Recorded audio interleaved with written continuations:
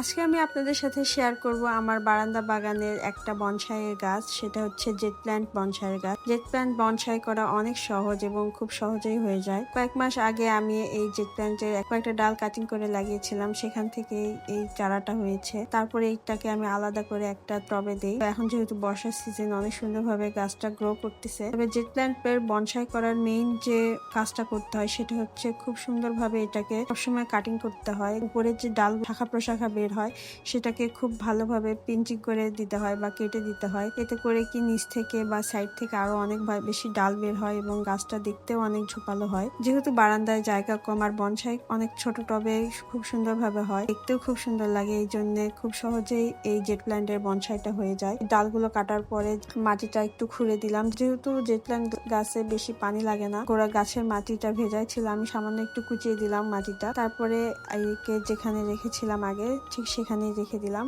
এর পরবর্তী আপডেট আমি আপনাদের সাথে শেয়ার করব। ভালো থাকবেন সবাই, আল্লাহ হাফেজ।